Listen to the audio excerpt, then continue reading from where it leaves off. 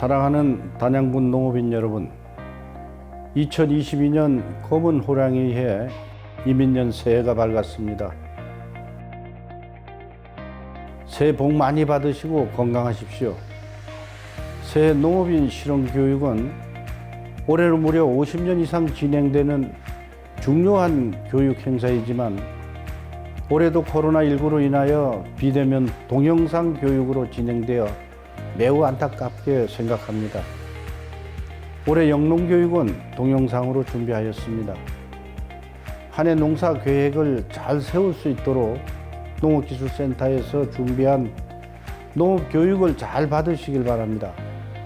농업인 여러분, 이제 또 한 해가 시작되었고 새로운 출발점에 서 있습니다. 겨울은 단순한 농한기가 아닌 한 해 농사를 준비하는 가장 중요한 시기임을 우리 모두 알고 계시리라 믿습니다. 단양군에서는 새해 영농교육을 통해 농업인들이 급변하는 농업 환경 변화에 능동적으로 대응할 수 있는 힘을 키워 최고의 농산물을 생산하고 판매할 수 있도록 지원을 아끼지 않겠습니다. 또한 농업인들과 소통하면서 살기 좋은 농촌 단양을 건설하여 우리 농업인들의 삶의 질이 향상될 수 있도록 더욱더 노력하겠습니다. 올 한 해도 힘차게 정진하면서 풍년 농사 이루시길 기원드립니다. 감사합니다.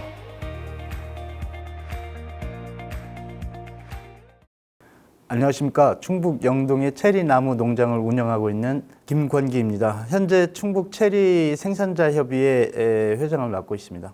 지금부터 체리나무 병해충 및 재배 관리에 대해서 말씀드리겠습니다.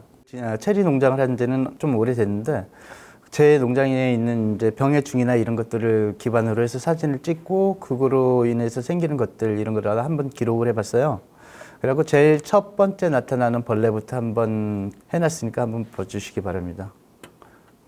첫 번째 거는 거품벌레라고 새싹이 남과 동시에 나타나는 것들인데 이런 것들은 나무에 있는 수액을 빨아먹고 나타나요. 근데 별로 크게 나타나진 않고 잠깐 나타났다 사라지는 것들입니다. 우에단 풍뎅이 같은 것들은 어린 나무의 새싹, 그러니까 꽃이라든지 새로 나온 잎새 이런 것들을 4월 초에 싹이 나면서 같이 가열을 시작해요. 이런 것들은 진딧물이나 이런 거와 같이 질소가 많은 것들을 먹는 걸 좋아해요. 그래서 꼭 꽃이나 새싹 이런 것들을 먹거든요. 이런 것들을 방제를 하려면은 바닥 쪽에 부숙이 덜 된 것들을 놓는다든지 당도가 높은 것들 뭐 이런 것들을 놓으면 얘네들이 점점 더 많아지게 됩니다. 그러니까 밭에 좀 청정 재배를 한다거나 이렇게 해주시는 게 좋아요. 부초법이라든지 이런 거를 써도 괜찮은데 다만 달지 않은 것들 이런 것들 해주시는 게 좋습니다. 그 다음은 풍뎅이 피해입니다. 풍뎅이는 저희 농장에서 이건 에보네펄이라는 품종인데 풍뎅이가 엄청나게 큰 종류예요. 얘네들은 어떻게 날라오는가를 모르겠고 작년에 처음 나타나기 시작했는데 아주 많이 나타나서 피해를 많이 줬습니다. 이런 것도 뭐 크레졸이나 이런 것들을 기피를 시킨다고 했는데도 이런 거는 기피가 되지 않습니다.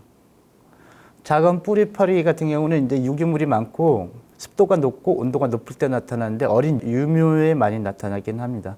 이런 거 같은 경우는 크게 문제가 되지는 않습니다. 체리 나무에서 가장 문제가 되는 것 중에 하나가 이 순나방 피해라고 보시면 됩니다.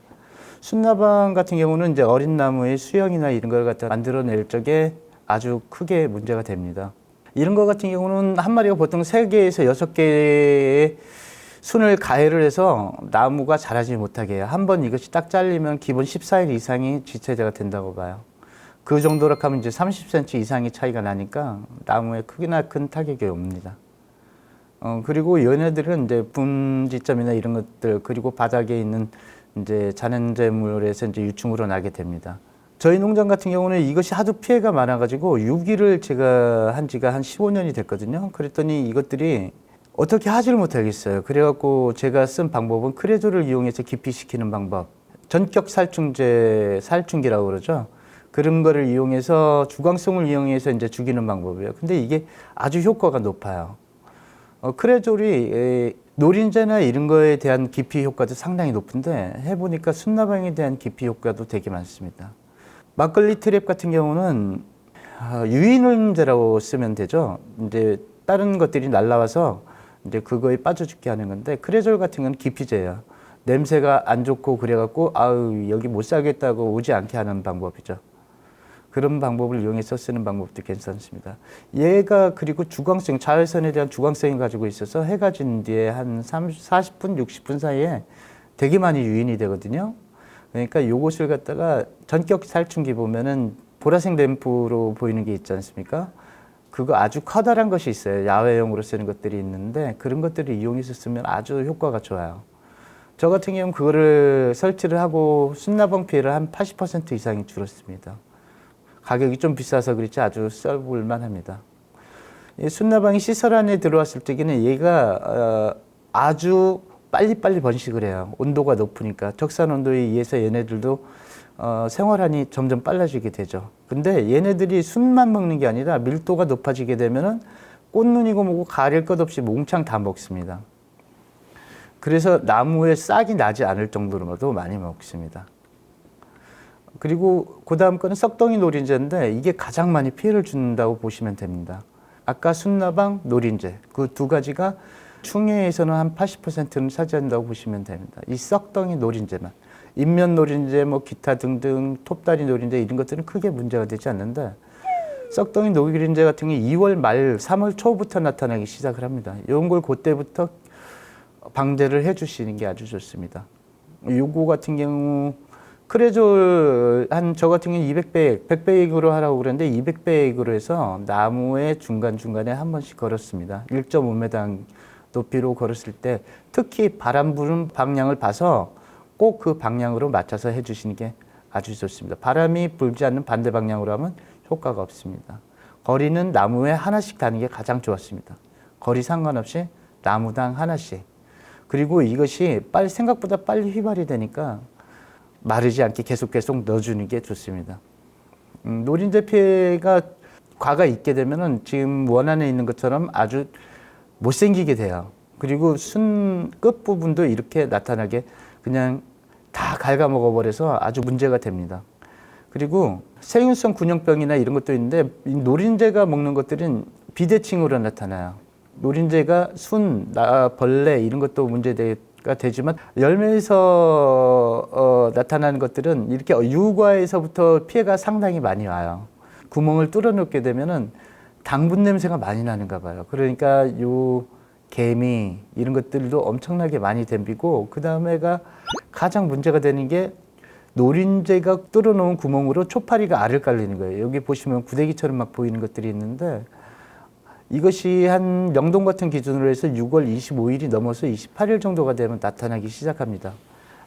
이거 한번 나타나면은 전량 폐기를 해야 돼요. 갈색, 검은색 계통의 것이 훨씬 더 노린재의 피해가 높습니다. 노란색 계통의 레이니어 계통들은 피해가 이거에 비하면 30% 안쪽으로 낮습니다. 초파리 방제 잘못하면 절단납니다. 특히 노린재는 초봄부터 시작을 하는 게 가장 좋습니다. 그 다음에는 동물 피해를 했는데 요거 같은 게 이제 너무 많이 달리다 보니까 당도가 높다는 것은 모든 짐승이나 균으로부터 아주 좋다는 얘기죠. 이거 같은 경우는 쥐가 먹은 거예요. 너구리도 엄청나게 좋아합니다. 멧돼지도 좋아합니다. 한번 맛보면은 나무를 뽑아갖고 먹습니다. 너구리도 막 나무를 타고 올라가서 먹기 시작합니다. 사람도 들어가면은 아주 좋아하게 잘 먹습니다. 그 다음 거는 선녀벌레인데 이거 같은 경우는 뭐 5월 상순에 부화하고 6월 최대에 발생한다고 나와 있는데 이거 같은 경우는 약을 칠 적에 왁스팅이 많이 나와 있기 때문에 이것을 부화하고 바로 약을 뿌려야 돼요. 그렇게 하면은 이걸 어떻게 알아야 되냐면은 나무에 보면 산란흔이 있지 않습니까? 산란흔에다가 한 10군데에다가 꼬리표를 다는 거예요. 꼬리표를 달아갖고 얘네들이 부화한 날짜를 다 적는 거예요. 오늘 부화했다, 내일 부화했다 이걸 적고 마지막 것이 부화했을 적에 10번째 것이 부화했을 적에 그때 방제를 해주시는 게 가장 효과적이라고 보시면 됩니다. 그러니까 꼭 네임택을 해서 해주시는 게 좋습니다. 그 다음에 갈색날개 매미충 이것도 꼭 산란을 하는 데다가 결과지에다가 꼭 하게 되죠. 이것도 좀 전과 같이 똑같이 방제를 하시면 돼요. 유충이 때는 잘 죽는데 약간 이것이 이제 막 털애고 날리고 막 그렇게 하면 절대 죽지 않습니다. 그 다음에 나타나는 것들은 꽃매미인데, 꽃매미 같은 경우도 뭐 거의 선녀벌레랑 뭐 이런 것들은 크게 차이가 나진 않아요. 대신 얘네들이 되게 많이 크죠. 쇠을 빨아가지고 얘네들 같은 경우는 이제 감로라고 그러죠. 쉬운 말로 똥을 싸서 나뭇잎이나 이런 것들한테 많이 묻게 되고, 그렇게 하면 얘네들이 이제 거기에 달달한 것 때문에 균들이 발생하게 되고, 그렇게 하면 광합성 작용을 많이 하지 못하게 돼요. 그러므로 인해서 나무가 수세가 떨어지고 저장양분을 가져가지 못하게 되면 가장 큰 문제가 되는 거예요. 이런 것 같은 주변에 가죽나무나 이런 기주식물들을 없애주는 게 가장 중요합니다. 유리나방 피해는 일단은 잡초나 이런 것들이 좀 없는 게 가장 좋고, 작년 같은 경우는 유리나방 피해, 박쥐나방 피해가 상당히 많았습니다. 유리나방 같은 경우는 분지점 같은 데 가장 많이 들어가고, 그 다음에 기분 나쁘면 이렇게 나무 중간에도 들어가기도 해요. 5월 초에 활동하는 것들은 그렇게 많지는 않은데 꼭 9월 달에가 가장 심하게 나타납니다. 그때는 꼭 방제를 해 주시기 바랍니다. 이런 거 같은 경우는 구멍이 이제 톱밥이 나와요. 그러니까 그 부분에다가 바퀴벌레 약이나 기타 등등 이런 약들이 있으면 그런 거로 꼭 주셔도 되고, 아니면 주사기로 해서 농약이나 이런 것들을 살짝 주셔도 잘 죽습니다. 이런 거 같은 경우 잘못하면은 나무가 죽게 되니까 꼭 한번 봐주시면 되겠습니다. 박쥐나방 같은 경우는 이제 8월 하순인 같은 경우는 가장 많이 우활을 하는데, 얘네들이 같은 경우 한번 날라서 알을 깔릴 적에 막 한 8,000개씩 깔리게 되거든요. 그러니까 이런 거 같은 경우는 나무의 둘레를 한 바퀴를 둘러서 아예 나무를 뚝 부질러갖고 아예 죽여버려요. 그러니까 이런 거가 또 똥을 밖으로 배출하니까 얘네들은 거의 이제 지면에서 한 15cm 정도? 그 정도가 가장 많이 발생을 합니다. 그러니까 풀을 기르지 않고 초생 재배를 거의 하지 않고 청경 재배를 하면 이런 것들은 좀 확실하게 밀도를 줄일 수 있습니다. 유리나방, 박쥐나방 방제 이런 거는 지금 유리나방 구멍인데, 여기 보시면 요 대롱같이 생긴 것이 저 같은 경우는 크게 농사는 좀 어떻게 하면 편하게 하냐 이런 생각을 갖고 있어서, 이제 마트에 가면은 이제 바퀴벌레, 개미약 뭐 이런 데 보면 대롱 달린 게 있어요. 구멍도 딱 맞게 얘네들이 딱 뚫어줘요. 딱 집어넣으면 딱 맞게. 그럼 거기다 넣고 살짝 이렇게 한 보면은 잘 죽습니다. 농사는 편하게 지는 게 최고예요. 그 다음은 나무종 피해인데, 나무종 같은 경우는 배수가 잘 되지 않거나 나무가 수세가 너무 약할 적에 특히 많이 발생합니다. 이런 거는 4월 초에 온도가 한 20도 정도 가까이 올라가게 되면은 나무가 허약하고 물에 잠겼거나 잎사구가 일찍 떨어진 데는 이런 것들은 거의 많이 온다고 보시면 돼요. 특히 주변에 사과나무가 있다거나 오리나무 종류에 있는 이런 것들이 있으면 특히 더 많다고 보십니다. 얘가 구멍을 뚫는다고 죽는 게 아니라 이 안에 암브로시아균이라는 이제 미생물을 만들게 되는데 그 균에 의해서 죽게 되거든요. 여기 알이에요. 작년에 있는 이제 나무 좀 들어간 사진을 찍어 넣어서 해놓은 거예요. 나무만 건강하게 해주시고 침수만 되지 않고 물에만 잠기지 않게 해주면 나무의 수세가 떨어지지 않으면은 거의 나타나지 않습니다. 특히 근데 주변에 오리나무가 많다거나 사과나무가 많을 경우에는 조금 더 방제에 신경 써주는 게 좋습니다. 응애 피해는 시설 하우스 아니거나 뭐 이럴 때 같은 경우는 아주 문제가 되긴 하는데, 노지에서 같은 경우는 최고 기온이 한 30도 정도만 올라간다 생각하면 무조건 방제를 해주셔야 됩니다. 그렇지 않으면 쉽진 않아요. 한번 얘네들이 밀도가 높아지기 시작하면 잡기가 어렵습니다. 그러니까 언제나 온도가 최고 온도가 30도 정도가 되면은 방제를 꼭 한번 해주십시오. 얘네가 온도가 올라가면 올라갈수록 얘네들이 부화해서 성충이 되는 속도가 6, 7일밖에 걸리지 않습니다. 순환이 되게 빠르게 되거든요. 그러니까 꼭 그때 좀 밀도를 줄여주는 게 좋습니다. 그 다음 벚나무 깍지벌레인데, 뭐 산호생 깍지벌레라는 사람들도 있고 그런데 이건 벚나무 깍지벌레입니다. 왼쪽 꽃이 암놈이고 오른쪽 꽃이 쑥놈. 가장 오른쪽에 있는 것은 피해를 본 나무입니다. 피해를 보게 되면 나무의 잎사귀가 떨어지지 않고 이런 식으로 남아있게 됩니다. 여기 보면은 계란 후라이 소형 아주 작게 만드는 것 마냥 알이 안에 노랗게 조그맣게 딱딱딱딱 있습니다. 이런 거 같은 경우는 2월경에 이제 알이 생기기 시작하는데 4월 중순, 5월 상순에 알을 낳기 시작하는 거예요. 동글동글하게 만들어 놓은 거예요. 이런 거 흡집을 해갖고 나무의 수세를 엄청나게 떨어뜨리거든요. 이런 거는 꼭 석회 유형합제나 이런 것들을 이용해서 겨울 방제를 꼭 해주시고 아니면은 농약을 이용해서 얘네들이 껴나는 5월달 유충되는 그때가 가장 적합하다고 보시면 됩니다. 고약병 같은 경우는 이제 깍지벌레 같은 게 공생관계라고 보시면 돼요. 깍지벌레에 있는 곳에는 이제 고약병이 거의가 나타나게 돼요. 이런 거 한번 나타나게 되면은 나무의 수세는 아주 그냥 뚝 떨어진다고 보시면 됩니다. 방제도 안 하고 이렇게 하면은 이렇게 나타나게 되는데 이런 거는 진균 그냥 살살살살 끌어내기만 해도 잘 죽습니다. 유황 석회합제 한 번만 뿌려도 잘 죽고요. 크게 문제되지 않습니다. 그러니까 이거는 깍지벌레를 먼저 잡으면 전혀 문제되지 않습니다. 안락하늘소 같은 경우는 이제 보면은 저희 밭에 있는 대목에 있는 껍질을 긁어 먹었는데 더 문제가 되는 것들이 이거는 벌레가 커요. 한 3cm 정도 되는데 큰 나무에도 들어가거든요. 아주 큰 나무도 그냥 한 방에 보내더라고요, 얘네들이. 크게 나타나진 않는데 얘도 거의 큰 벌레나 밀도가 높은 것들은 거의 8월 말 그때쯤 아주 온도가 높을 때 장마가 끝나고 그때쯤에 가장 밀도가 높습니다. 이것도 떡갈나무 하늘소 같은 경우도 안락하늘소와 거의 비슷하다고 보시면 됩니다. 이런 얘네들도 나무가 달기 때문에 아주 많이 달라붙는 편입니다. 얘네들 같은 거 1년 사는 게 아니라 구멍 뚫고 들어가고 뭐 이래저래 사는데 한 3, 4년까지 살고 막 그래요. 그러니까 뭐 나무 껍질 주변에 있는 거 한 번 먹기 시작하면은 그냥 홀라당 껍데기 아까 그 안락하늘소 마냥 다 긁어 먹습니다.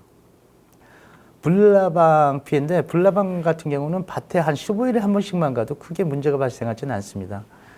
흰 불나방, 미국 흰 불나방 뭐 이런 것들이 여러 가지 있는데 지금 요거 같은 경우는 몇 종류가 되잖아요, 지금. 이런 거 같은 경우 알을 맨 처음에 방제를 하게 되면은 잎사구 하나에서만 다 나타나게 되는데 이것이 막 한 달씩 있다 막 이렇게 가면은 보이는 나무 잎사구처럼 나무의 잎사귀라는 잎사구는 아예 한 개도 없이 다 먹어버려요. 그렇게 되면 나무의 저장양분이 적어져서 아예 그냥 나무가 죽어버리는 거죠. 그러니까 이런 거 같은 경우는 조금 더 신경을 써서 밭에 돌아다니는 게 아주 좋습니다. 이 배붉은 흰 불나방 같은 경우도 불나방 종류에 똑같이 불나방 종류가 한두 종류가 아니라 워낙 많기 때문에 이런 것도 다 이제 봄에도 생기긴 생기는데 이때는 거의 밀도가 낮아서 크게 문제가 되지는 않는데 꼭 우리 지역 같은 경우 8월 말 그때가 가장 많이 나타납니다. 저는 이거 귀찮아가지고 그냥 잎사귀를 따내버려요. 그냥 한 바퀴 돌면서 이렇게 표시가 나거든요. 잎사귀 따고 꼭 밟아놓으면 그 문제가 없는데 잘 돌아다니서 밭에서 잘 돌아다니기 가장 좋다고 보시면 됩니다. 동나방이죠. 이거는 그냥 따로 요거를 해놓은 것이 얘 같은 경우는 동나방 말 그대로 독이 있어요. 사람이 이렇게 가다가 스치면은 좀 면역력이 약하신 분이나 이런 분들은 그냥 두드러기가 엄청나게 발생해가지고 병원을 갔다 오셔야 되죠. 체리나무가 모든 것이 다 좋아요. 나무, 벌레, 사람 싫어하는 게 없습니다. 다 좋아합니다. 그러니까 벌레도 다른 나무에 비해서 좀 더 많이 발생하는 편이라고 보시면 됩니다. 이렇게 많은 종류가 있지만은 장마가 끝나고 얘네들이 알 깔리고 그런 시점에 그냥 살충제하고 한 번만 약을 쳐주시면 이런 것들은 다 발생하지 않습니다. 쉽습니다.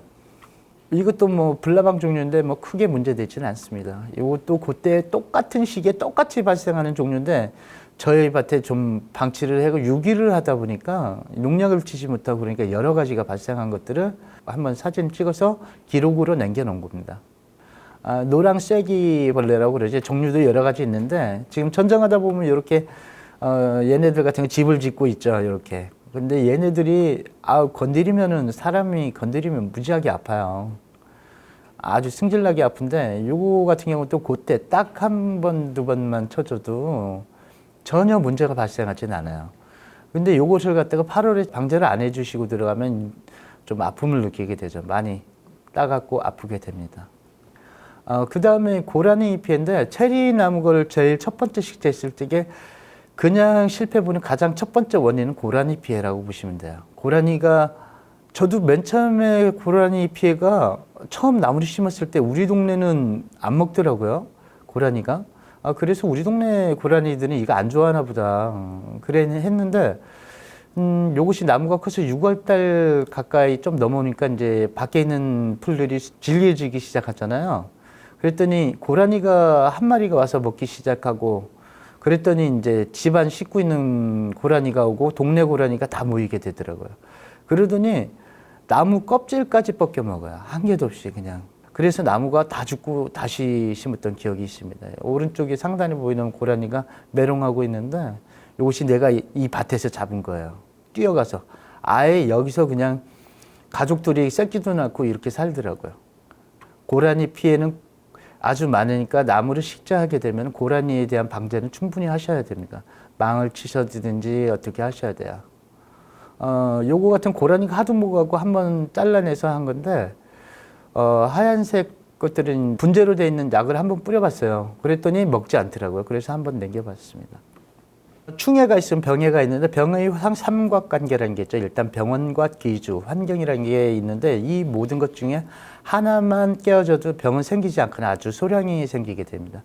병원은 이제 여러 가지 병원이 있는데 이것이 가장 중요한 건 밀도가 얼만큼 되느냐.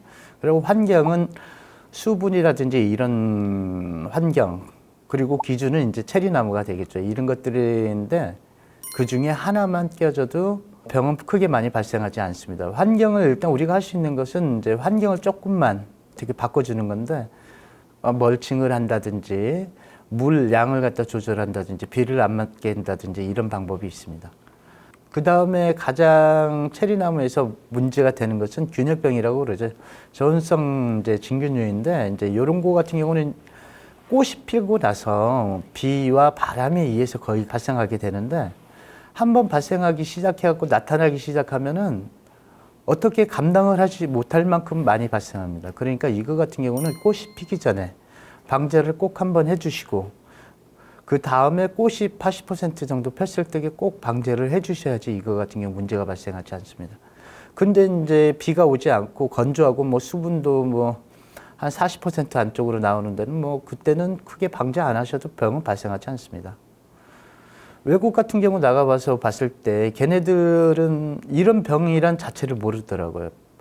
토양에 풀이 나지 않을 만큼 그만큼 건조하기 때문에 이런 병이 발생하지 않는데 우리나라 같은 경우 꼭 요때 되면 비가 많이 와요. 그러니까 꼭 비가 오기 전에 꼭 방제해 주시고 꽃이 피고 나서 한번 방제를 해 주시는 게 좋습니다. 그리고 이거 약을 뿌릴 적에 꼭 바닥도 같이 한번 뿌려주시면은 나무에만 뿌리는 것보다 훨씬 더 낫습니다. 잿빛 곰팡이병 같은 경우도 이런 것도 똑같이 이제 전생 진균으로 이렇게 날리는데 요거 같은 경우는 이제 통풍이 되지 않을 경우 특히 많이 나타나게 돼요. 기온이 상승하면서 특히 많이 발생하니까 풀 기르지 않으시면 크게 문제되지는 않습니다. 또 열매가 익어가고 그럴 때 많이 나타나기도 하는데 곰팡이가 이게 한번 생기기 시작하면 감당을 못할 정도로 많이 생겨요. 그러니까 요거 같은 경우는 초반에 열매가 색깔이 오게 2차 비대기가 시작하기 전에 충분하게 약을 쳐서 좀 밀도를 줄여주시고 병을 방제해 주셔야 됩니다. 그래야지만 이제 비 자주 오고 그렇게 하면 한 곳에 발생하기 시작하면 바람에 날리기 시작하면 거의 밭 전체에 날리는 건 순식간이거든요. 그 다음에 탄저병 같은 경우는 온도가 올라가야 돼요. 저희 밭에는 같은 경우는 7월 달 거의 돼서 좀 많이 늦게 익는 스타가토라는 품종이나 이런 거에서는 나타났는데 그 전에는 온도가 낮기 때문에 고온성균이라서 크게 발생하지는 않았어요.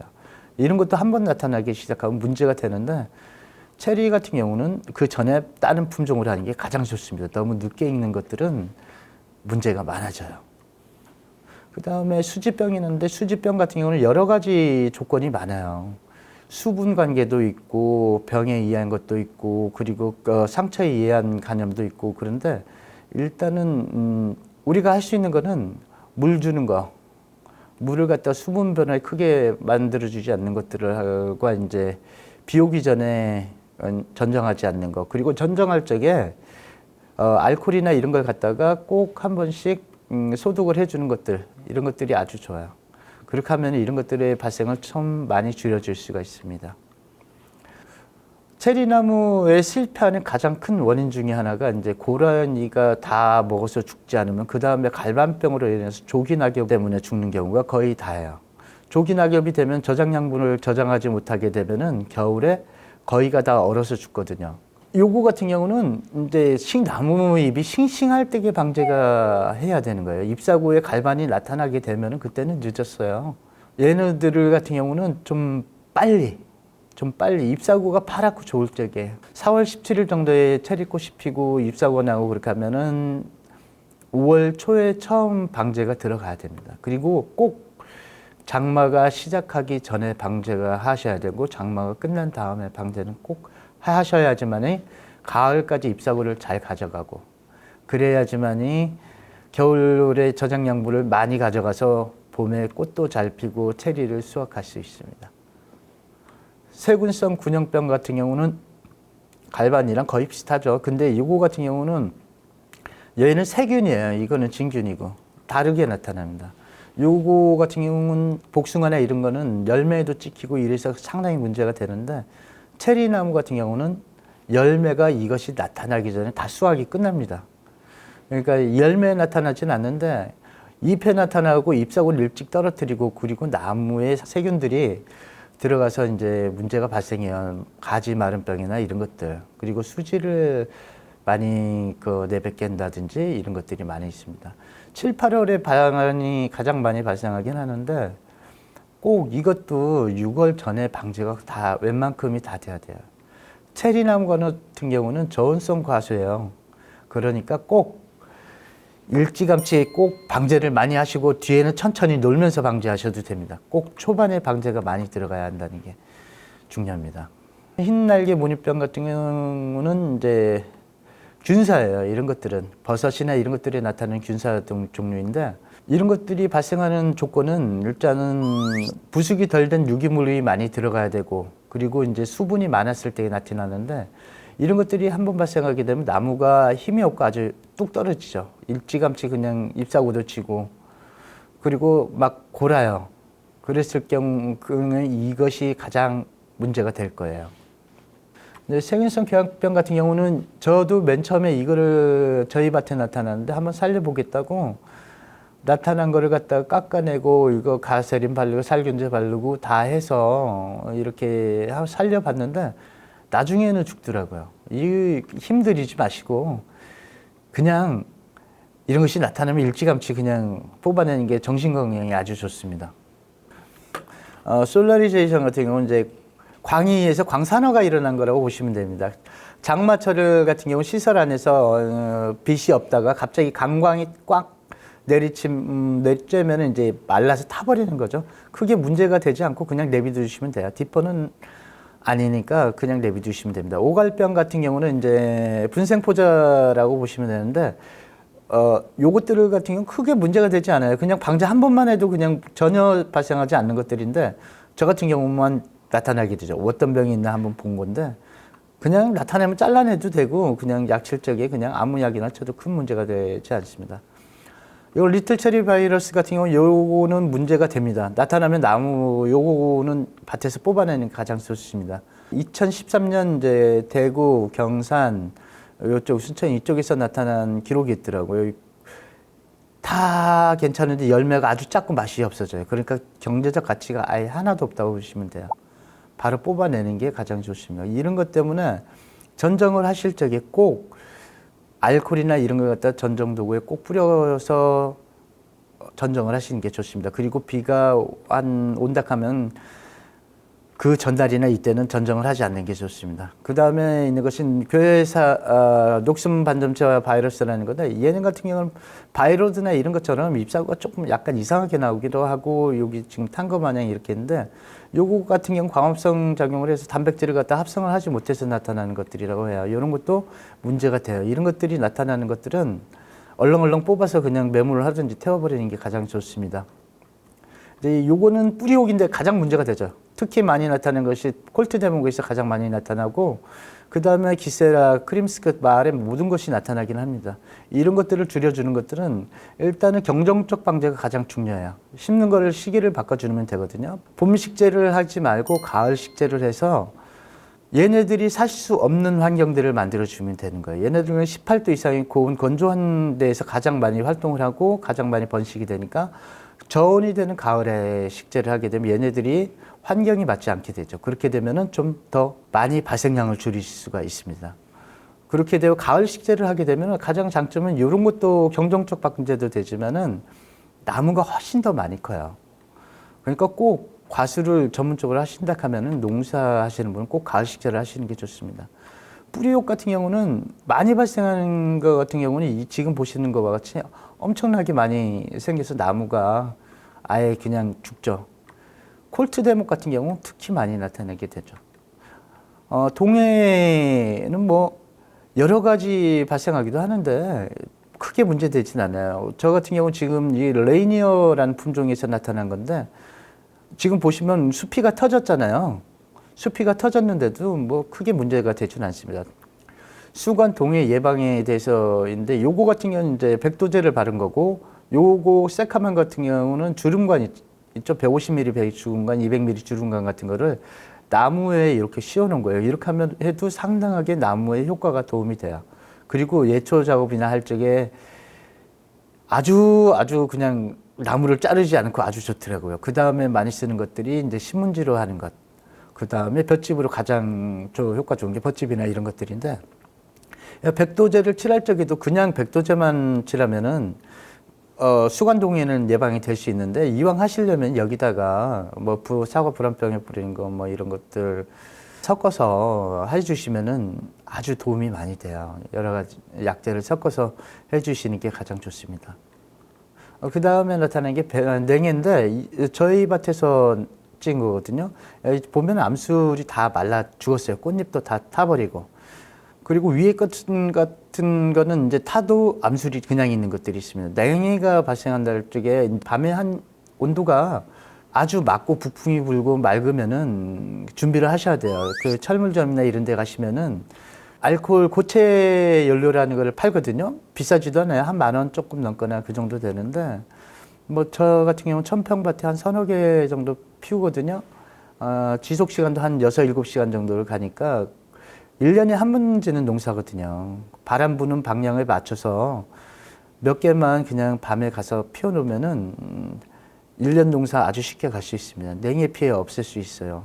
그리고 냉해 피해가 염려가 되는 곳에는 식재를 안 하는 게 가장 좋습니다. 냉이 흐르는 곳에 내비둬야지 모이는 곳에 하면 안 돼요. 고온장애 같은 경우는 요것이 이제 겔주생이라고 그러고 뭐 카르멘이라고도 그러고 뭐 몇 가지 품종이 있어요. 고고와 조대과 그리고 타이톤 이런 계통의 것들은 이제 고온장애를 많이 입게 돼요. 저 바닷가 쪽에는 타이톤이나 이런 것들이 농사를 지면은 정품으로 나온 것들이 많은데 이제 대구나 이쪽 근처에서 타이톤 농사를 짓는 사람들은 반 정도는 쌍저가가 나오거든요.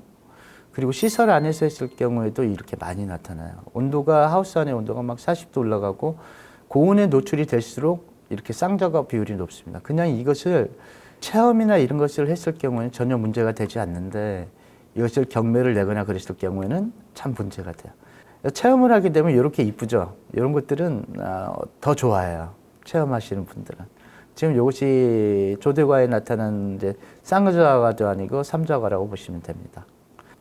기지현상 같은 경우는 이제 기저현상이라는 게 별거 없어요. 내가 먹는 것들 똑같은 종류의 것들을 심게 되면은 핵과류를 심게 되면 얘네들이 소비하는 양분이 거의 비슷하고 같거든요.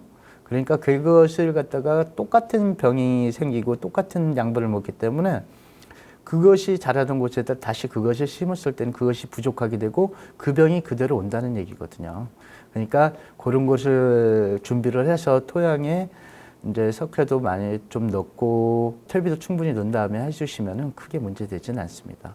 이소피에네 같은 경우는 찍으려고 해도 그 사진이 없더라고요. 크게 문제가 되지는 않습니다.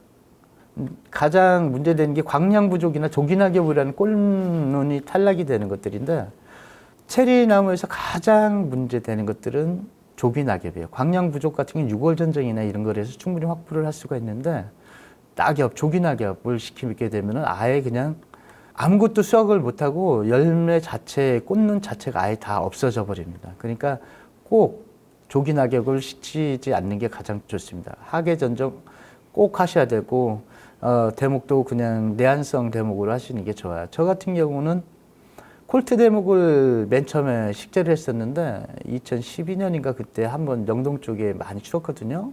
한 나무도 그냥 남김없이 다 죽었습니다. 한 방에 가는 수가 있습니다. 약간의 조기 낙엽이 되고 온도가 낮으면은 특히 이제 내한성 대목을 심지 않으면은 남아나지가 않고 모두가 죽게 되죠. 그리고 이제 되도록이면 질소질 비료를 조금 적게 주시는 게 좋습니다. 저 같은 경우는 질소 비료 같은 경우는 나무가 어느 정도 열매가 달릴 때까지 질소질 비료를 안 주거나 그런 게 많습니다. 지금 첫 번째 위에 거는 꽃눈을 갖다 제가 잘라서 한 건데 첫 번째 했을 적에는 꽃눈이 보면은 하나가 죽어 있죠. 이게 처음에 열매가 달리기 시작한 해에는 꼭 요렇게 그냥 꽃이 죽은 것들이 많이 있더라고요. 그렇지만 이제 3년 차를 지나서 4년 차, 5년 차 되면은 충실도가 되게 높아져요. 처음에만 이렇게 되지 않으면 괜찮습니다. 그 다음에 실패 많이 하는 것들이 이제 침수 피해인데, 요거 같은 경우는 지금 논토양에다가 해놓은 거거든요. 지금 물이 아직도 좀 있어요. 근데 요 정도 갖고는 죽지 않는데 가장 문제가 되는 것들이 지금 보면 유박이나 이런 것들을 바닥에다가 이제 한 포, 반 포 막 이렇게 뿌리셨어요. 이런 것들이 이제 비가 오거나 그렇게 하면 엄청나게 빨리 이제 부숙을 하게 되잖아요. 빨리 썩게 되고 그렇게 하면 얘네들이 혐기적인 상태가 되고 그러면 그로 인해서 가스가 발생하게 되고 그렇게 되면서 나무가 죽게 되는 거예요. 그러니까 그 유박이나 이런 것들도 너무 많이 주시면 안 되고 지금 보시면 나무가 상당히 많이 자라 있죠. 이렇게 많이 질소가 많은데도 그 상태에서 더 주고 거기에 장마가 졌을 때 물이 잘 안 빠지게 해주면 거의 100% 죽는다고 보시면 됩니다. 지금 이 밭이거든요. 싹 다 100% 죽었죠. 이 밭에. 지금 이 밭 같은 경우 저 뒤에 보면 계집도 있는데 이게 저희 농장이거든요. 지금 이게 보면은 왼쪽 거와 오른쪽 나무가 있는데 왼쪽 거는 가뭄에 의해서 조기 낙엽이 되는 거고 오른쪽 거 같은 경우는 이제 침수에 의해서 조기 낙엽이 되는 거예요. 아까 같은 경우는 질소라든지 이런 것들을 너무 많이 줘서 유박을 너무 많이 줘서 죽은 것들이고 이건 침수에 의해서 이렇게 잎사구가 떨어지는데 이런 거 같은 경우는 약간의 이제 동물성 아미노산이나 이런 것들을 주면은 거의 원상태로 회복되는 경우가 많이 있습니다. 왼쪽 거 같은 경우는 너무 가물어서 나타나는 거거든요. 이런 거는 조금 물만 제때 잘 주시기만 해도 이런 것들은 거의 발생하지 않습니다. 약해 같은 경우는 이제 왼쪽에 있는 사진 같은 경우는 제초제에 의한 피해 이런 거고 오른쪽 거는 약해예요. 그런 거에 의해서 많이 발생을 하는데 위에 쪽에 있는 사진 같은 경우는 달리기 시작하면 사람들이 욕심이 많아지거든요. 그렇게 하면서 영양제나 이런 것들을 과도하게 줬을 때 이제 나무가 생식생장을 해야 되는데 영양생장으로 완전히 돌아서게 되면은 열매를 다 떨어뜨려 버립니다. 그러니까 너무 과하게 질소 종류나 이제 영양제 종류를 많이 주지 않는 게 좋습니다. 2월이나 3월 되면 동계방제를 시작해야 되는데 저 같은 경우는 기계 유제 같은 거 주지 않는 게 가장 좋습니다. 나무가 너무 수세가 많이 떨어져요. 체리나무 같은 기계 유제 같은 건 주지 않는 게 좋고 유황 같은 경우는 아주 좋습니다. 어떤 분들은 바닥에다가 주지 말라고 그러는데 전혀 문제되지 않습니다. 유황 같은 거를 꼭 쳐야지만 이제 나무의 기본적인 균 그리고 이제 작은 벌레들, 깍지나 응애 이런 것들이 많이 방제가 돼요. 그리고 유황을 준 다음에 최소 15일 이상을 떨어뜨려서 꼭 석회 보르도나 이런 것들을 줘야 됩니다. 아니면 한 가지만 하시든지. 체리나무 같은 경우 심기 전에 가장 중요한 거는 이제 저 같은 경우는 제일 첫 번째가 환경이라고 생각합니다. 가장 지리적 특성, 토양, 주변 환경인데 지금 단양 같은 경우는 이제 지리적 특성이나 이런 거, 토양 이런 것들이 아주 좋아요. 토양도 이제 여기가 석회암 지역이 되게 많기 때문에 다른 지역보다 좀 좋죠. 영동 같은 경우는 좀 산성 토양이 거의 많거든요. 지리적 특성도 주변의 관광 자원이나 이런 것들이 아주 좋아요. 그렇기 때문에 연계해서 갔을 경우 아주 좋거든요. 환경 같은 경우는 일단은 좋습니다. 그 다음에는 이제 품종인데, 제가 처음에 식재했던 거는 이제 일본 품종들을 많이 식재를 했었어요. 이제 좌등급 뭐 이런 것들을 많이 식재했더니 이것들이 생산돼 갖고 사람들이 주니까 앵두가 크다 뭐 이런 식으로 나오더라고요. 마트에서 사 먹는 거 많이 차이가 있잖아요. 그래서 요즘 같은 경우 품종 이런 것들이 좀 좋은 것들이 많이 나와 있습니다. 이런 것들 식재하고 그 다음에가 기술이에요. 품종이 이기는 기술은 없습니다. 그 다음에 이제 기술은 이제 식재 비배 관리, 방제, 전지 이런 것들인데 이런 거는 솔직히 그리 어렵진 않아요. 저 같은 경우는 체리 농사가 어떤 과수보다 쉽다고 생각을 하거든요. 제가 과수 농사를 한 28년을 했는데 체리처럼 쉬운 건 없어요. 체리처럼 농사 짓기 쉽고 돈 되는 품종은 없는 것 같습니다. 첫 번째가 이제 토양. 아까 얘기했듯이 농사는 가장 중요한 거는 토양이 차지하는 비율이 50% 이상이죠. 여기에 보면은 이제 유기물이 5%인데 요 사이에 이제 생물상도 들어가야 되죠. 미생물이나 이런 것들. 그 다음에 액상, 기상 이런 것들이 있습니다. 토양 환경에 이제 수분이라든지 이산화탄소, 뭐 산도 이런 것들이 다 여러 가지가 있습니다. 이 표는 내가 왜 남겨놨냐면은 똑같은 수국도 산도에 따라서 꽃의 색깔이라든지 이런 것들이 바뀔 만큼 무기 양분의 용해도나 이런 것들이 산도에 가장 큰 영향을 받거든요. 근데 이 단양 같은 경우는 좀 많이 유리합니다. 이런 거 면에서는. 산도에 따라서 영양 공분이 이런 것들이 있는데 알칼리 토양이나 뭐 산성 토양 이런 거에 따라서 좀 많이 다르게 되죠. 알칼리분을 언제 뿌리느냐, 뭐 어떻게 뿌리느냐, 뭐 이렇게 있는데 인삼 같은 경우는 이제 토양에서 이동하는 속도가 좀 많이 늦기 때문에 저 같은 경우는 꼭 11월 달 정도에 뿌리고 뭐 그렇게 해요. 이 보시면은 뭐 석회 같은 경우 칼슘 마그네슘이 낮은 토양에 뿌리고 용성인비는 인산이 낮은 토양, 소석회 뭐 이렇게 다 나타나는데 토양 검사를 가장 먼저 기술센터에서 하고 그거에 따라서 시비를 하는 게 가장 좋습니다. 무조건 그냥 갖다가 토양 그냥 알칼리 낮다 뭐 이런 식으로 해서 아무거나 주는 게 아니라 꼭 기술센터에 가셔서 토양 검정을 한번 하시고 그런 다음에 주시는 게 가장 좋습니다. 토양 pH 작물의 유효도 같은데 이 광질 토양과 이제 유기물이 얼만큼이 있느냐에 따라서 인산의 유효도라든지 토양의 보수력 그리고 또 이제 질소를라든지 기타 등의 양이온들을 가지고 있는 보비력 같은 게 완전히 달라지게 되거든요. 그렇기 때문에 꼭 작물을 심을 적에 꼭 산도를 맞추고 유기물을 충분히 맞춰 주시는 게 좋습니다. 그래서 300평당 뭐 한 3톤 정도만 줘주게 되면은 기타 등등 작은 미량 원소들은 안 주셔도 전혀 문제가 되지 않습니다. 예정지 식재 관리라고 되어 있는데 지금 이거 같은 경우는 이제 수단글래스를 심어 놓은 거예요. 수단글래스를 심게 되면은 이제 밭에 그림을 그린다고 그러거든요. 이제 요 작게 자란 부분은 이제 나무가 심어도 안 크게 되죠. 여기 있는 작게 자란 부분은 이제 물이 난다든지 토양이 좋지 않다든지 그런 문제점이 있는 것들이에요. 그러니까 밭에 이렇게 수단글래스를 심고 안 자라는 부분은 다음에 줄 적에 퇴비를 조금 더 많이 주고 그리고 물이 차는 곳은 배수를 좀 더 신경을 써주신다든지 그렇게 하시면 됩니다. 지금 여기 같은 방송산이 종류가 자란다는 것은 물이 많이 있다는 거죠. 건수가 많이 있다는 거니까 이런 거는 조금 더 신경을 써주시는 게 좋습니다. 유공관을 꼭 심어야 되는 건 아니에요. 그렇지만 요즘 보면은 이제 요거는 이제 경산을 지나가다가 찍은 건데 포도밭에도 요즘은 거의 다 요 150ml짜리 유공관인데 다 묻어요. 요즘은 사과나무도 묻고 포도나무도 묻고 웬만한 데는 다 묻습니다. 토양에 가장 좋은 거는 어떻게 해서든 그냥 토양 내에 이제 공급률을 좋게 하는 거예요. 통기성이 좋게 하는 게 가장 큰 목표거든요. 근데 요것을 갖다 묻게 되면은 토양 내에 산소가 들어간다는 것은 그만큼 미생물이라든지 이런 것들 모든 것들이 더 활발하게 자라고 그렇게 되면 뿌리도 그만큼 내려가게 돼요. 어떤 분은 체리가 뭐 40cm만 내려간다고 하시는데 유공관을 묻게 되면은 1년만 지나도 50cm 이상까지 다 내려갑니다. 전혀 문제되지 않아요. 유공관은 제가 요거 같은 경우는 이제 논토양에다가 체리 식재를 하면서 찍은 사진인데 이제 일단 가해 쪽에는 아주 깊게 팠어요. 한 1m 50, 2m 정도 팠더니 이제 토양에서 물이 많이 나오고 그래서 이제 요거를 갖다가 물꺾기라고도 하거든요.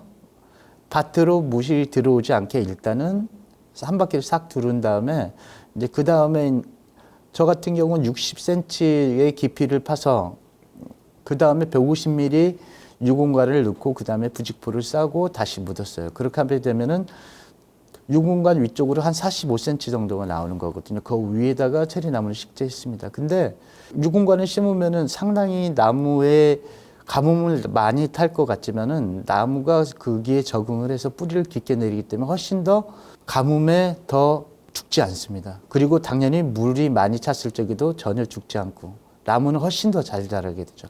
나무를 심을 때에는 꼭 저는 100% 유공관을 넣고 있습니다.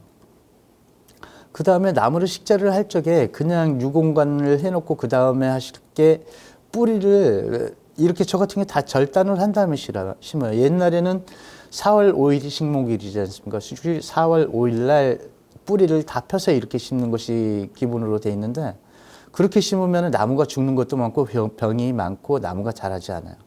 꼭 가을 식재를 하고 뿌리를 절단을 해서 심으면은 이 뿌리를 자른 부분에서 갤로스 그러니까 세포 분열 물질이 만들어져서 거기서 새로운 뿌리가 나게 되고 그렇게 하면 그만큼 빨리 나무가 잘 자라게 돼요.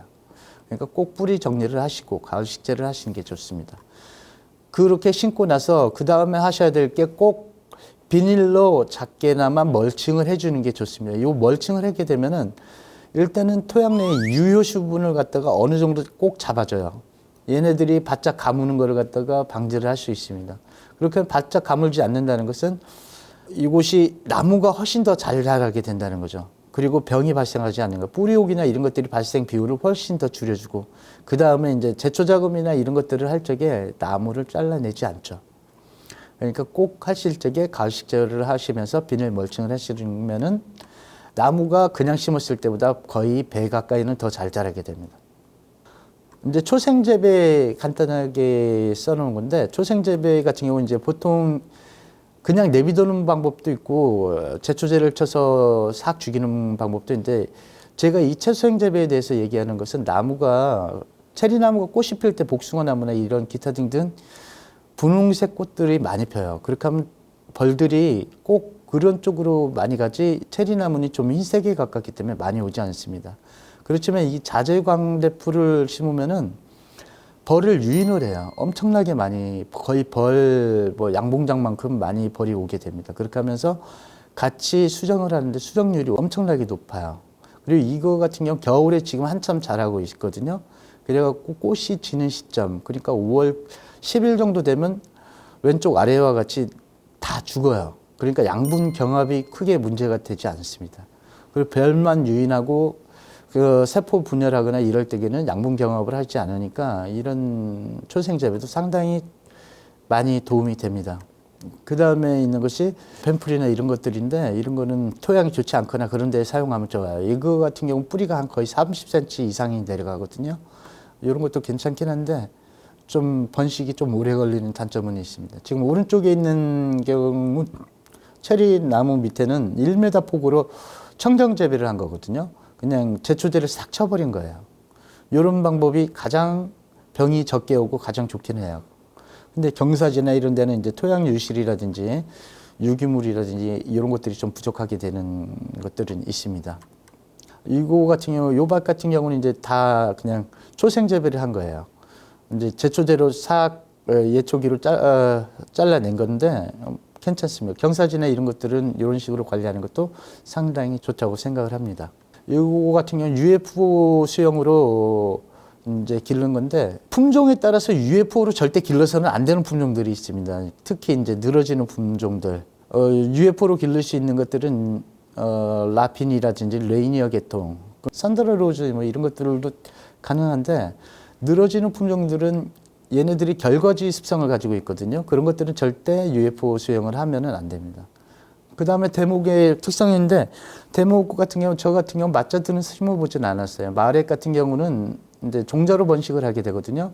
영양 번식을 하는 거기 때문에 종자, 어미와 아비의 모수의 특성이 따라서 다 좀 다르게 나타나는 것들은 있습니다. 근데 제가 심은 것들은 약 한 40주 정도를 밭에서 심어봤는데 습해에 너무 약합니다. 나무가 자랄 적에는 전혀 문제가 되지 않게 잘 자라서 꽃이 잘 와요. 빠르게. 나무들 수세도 좋고 한데 우리나라 6, 7월에 장마가 지고 9월 장마가 지게 되면은 거의 살아남지가 않더라고요. 특히 얘가 이제 영양성장으로 완전히 돌아서서 열매가 내년 되면 제법 많이 달리겠다. 이 시점이 되면은 비가 좀만 많이 와도 남아나는 게 없습니다. 요거 같은 경우 한 나무도 지금은 살아있는 게 없어요. 다 죽었어요. 콜트 대목 같은 경우는 이제 맨 처음에 나왔을 때 외성화 대목이라 나왔는데 외성은 절대 아니죠. 엄청나게 큽니다. 이거는 가장 문제점이 뿌리옥이나 이런 것들이 좀 너무 많이 발생하고 가장 문제가 되는 것은 결실 연령이 너무 늦어요. 보통 7년 정도가 되면 좀 달린다. 이 정도 되니까 좀 힘들어요. 그리고 나무의 수세가 너무 세서 나무를 관리하기가 너무 어려워요. 그리고 특정 품종에 대해서는 열매도 좀 작아지는 경향도 있고 그리고 좀 다른 대목에 비해서 맛도 조금 떨어지는 경향은 있습니다. 그렇지만은 이제 장기간 한 30년 이상을 바라봤을 때는 아주 괜찮은 대목이라고 생각은 하고 있습니다. 기세라 5 대목 같은 경우는 좀 조기 결실이 되고 나무가 좀 많이 크진 않아요. 얘 같은 경우 3년 정도만 돼도 어느 정도의 수량이 나오거든요. 근데 나무가 초반에 많이 키워놓지 못하면은 문제가 수세가 너무 약해. 많이 달리면 나무가 크질 않아요. 반대로 단축 전정으로 들어가야 되는 만큼 문제가 돼요. 그리고 습에 너무 약합니다. 나무가 비가 많이 오거나 물이 조금 고이기만 하면 얘네들은 좀 많이 잘 죽어요. 이거 같은 경우는 약간 비가림을 해준다든지 그렇게 해주시고 초반에 나무의 수세를 아주 좋게 해주고 토양 관리 극도로 많이 좀 신경을 써주시면 나쁘진 않습니다. 기세라 6 같은 경우는 요거보다 수세가 조금 더 좋은 것이 그냥 기세라 6라고 생각하시면 됩니다. 크림스크 5 같은 경우는 이제 러시아 쪽에서 나오는 것들인데 초반에 결실성도 충분히 있고 수세도 웬만큼 괜찮아요. 그렇지만 이런 거 같은 경우는 몇 가지 품종에 대해서 이제 접이 잘 붙지 않고 바이러스의 좀 감수성이 좀 높다 이것이 있는데 크게 문제가 되진 않아요. 저 같은 경우는 이 모든 대목을 써봤을 때 가장 나았던 건 그게 크림스크 5라고 보시면 돼요. 크림스크 5가 저 같은 경우는 수세도 어느 정도 맞고 생산성도 많이 나오고 그리고 조기 결실성도 있고 뭐 바이러스에 약하고 뭐 이런 것들이 있는데 그런 것들은 뭐 제가 1000주에서 어쩌다 한 주 이 정도이기 때문에 크게 문제가 되지는 않습니다. 크림스크 6번 같은 경우 좀 외화가성이 너무 커서 크게 좀 분재를 하려면 모를까 크게 돈 되는 품종은 아닌 것 같습니다. 기세라 12도 괜찮습니다. 시설 안에 있을 경우에는 조기슬 결실성도 있고 추세도 강하고 뭐 알을 한 15% 키워준다고 하는데 그거는 조금 달리는 양에 따라서 좀 다르다고 봐요. 저희 밭은 같은 품종으로 크림스크 5번, 기세라 12번, 기세라 5번, 콜트 다 이렇게 옆에 해가지고 심어놨는데 기세라 12하고 그 크림스크 5번이 가장 그 중에 나았어요.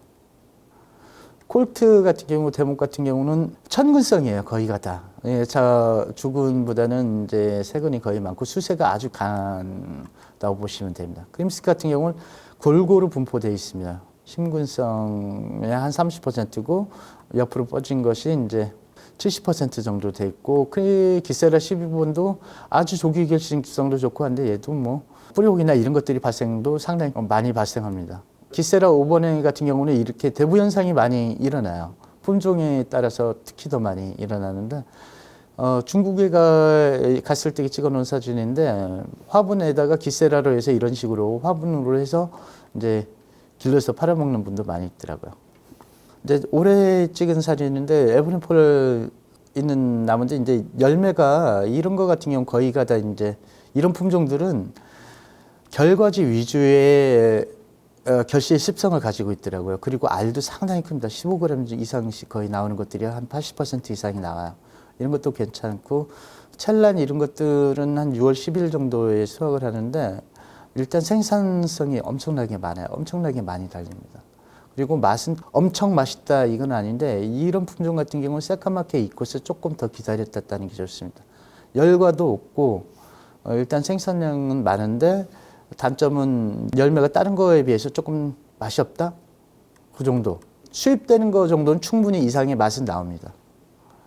레이니어 벤이라고 하는데 레이니어가 좀 물탱이라고 그러죠. 좀 맛이 없는 것들이 가끔가다 섞였는데 이거는 그런 게 없고 좀 많이 아삭아삭하고 괜찮더라고요. 아주 맛있고 생산량이 아주 많아서 뭐 거의 땅이 닿을 만큼 달린다고 보십니다. 이런 품종도 있습니다. 이거 같은 경우는 첫날 수확한 건데 한 200개 정도 수확을 했는데 체리가 따는데 시간이 많이 걸린다고 그러잖아요. 많이 달리고 알만큼면은 저희 집사람이랑 이렇게 1시간 반 정도 수확했는데 한 200kg 정도는 나오더라고요. 수확 괜찮습니다. 크게 문제되지는 않습니다. 아주 많이 달라요. 알만 크고 많이 달리면은 어떤 것보다 나은 것이 체리라고 보시면 됩니다. 체리는 싫어하는 사람이 없습니다. 모두가 좋아하는 과일이고 이게 먹는 것도 흐름이 있지 않습니까? 처음에는 이제 사과 같은 거를 좋아하고 그 다음에 배, 그 다음에 뭐 포도, 그 다음에 복숭아, 그 다음에 열대 과일 그렇게 가는데 민주주의의 마지막 과일이라고 그러죠. 체리 같은 경우는 과일계의 다이아몬드라고도 그러고 아주 모두가 좋아하는 것들이라고 보시면 됩니다. 가을 시비 같은 경우는 이제 보통 끝나고 어떤 분들은 뭐 요소를 연면 시비하고 뭐 그런 분들도 계시고 다 하시는데 연면 시비 나쁘지는 않습니다. 그렇지만 나무의 수세를 봐가면서 얘가 영양 생장을 하는가 생식 생장을 하는가에 봐서 영양 생장을 하고 나무의 수세가 약하고 그랬을 때는 해주면 좋지만은 이제 영양 생장을 하는 것들의 요소를 준다면은 나무가 동해의 염려도 있습니다. 언제나 봄철 질소 같은 경우는 이제 비료를 줄 때 높지 않게 여름에는 낮게, 가을에는 끊이지 않을 정도로 그러니까 자라지 않고 잎이 튼튼할 정도로만 주시는 게 가장 좋습니다. 그리고 인삼이나 이런 것들은 1년에 6개월에 한 2cm밖에 이동을 안 하는 것들이거든요. 이런 거는 꼭 그거 열매가 따는 시점에 따기 전에서부터 6개월이니까 11월 정도에 꼭 주시는 게 좋습니다. 겨울 시비 이건 중국 가서 찍었는데 이분들은 이런 식으로 주더라고요. 땅을 파서 여기다가 이런 식으로 유기물이 가장 많이 들어가는 종류로 해서 퇴비를 주고 있었습니다. 연면 시비 같은 경우는 이제 뿌리로 흡수가 되지 않거나 그랬을 때게 문제가 발생했을 때 수세 회복이 급격하게 이제 필요하거나 특정 약물이 부족할 때 써주시면 됩니다. 이렇게 보면은 너무 그냥 갖다가 많이 치거나 이게 막 섞어서 치면 반대로 해가 되거든요. 그러니까 좀 봐가면서 좀 치시는 게 좋습니다. 강하지 않게 치셔야 될 때도 있고 조금 강하게 치셔도 될 때가 있는데 그날의 온도나 날씨, 습도 이런 거를 봐가면서 치시는 게 가장 좋습니다. 농도 같은 건 한번 읽어보시면 될 것 같습니다. 혼용 여부도 한번 이렇게 한번 막 섞으면은 반대로 해가 되는 것들이 많이 있거든요. 그러니까 섞지 않는 게 좋습니다. 섞어도 되는 거와 섞지 않아도 되는 것들 꼭 한번 봐주신 다음에 쳐주시는 게 좋습니다. 이런 것이 보면은 리비의 그 최소율의 법칙이라는 게 있는데 그리고 비료에 따라서 기량작용이나 상승작용이라는 게 있거든요. 그러니까 요것이 지금 위에 보이시는 연면시비 혼용표와 거의 같다고 보시면 됩니다. 목면시비의 중요성이라고 아까 얘기했는데 목면시비라는 것은 그냥 말 그대로 나무에 치는 거예요. 나무 작대기에다가. 봄에 이제 냉해를 예방한다든지 이런 것들 그리고 조기 낙엽이 돼서 질소가 빨리 필요한 것들 그런 것들에 해서 목면 시비를 하면서 1차적인 방제도 같이 들어가면 좋겠죠. 이런 것들을 하는 방법이 목면 시비라고 보시면 돼요. 흡수율이 낮기 때문에 다른 게 정량으로 치는 것보다 약간 강하게 치는 게 훨씬 더 좋습니다. 동해 예방도 시키고 그리고 이제 과경의 이제 성장이나 뿌리의 발달 이런 것들을 좀 도와주기도 할 수 있고 이렇게 하는 방법입니다. 그 다음에 전정의 종류는 여러 종류가 있죠.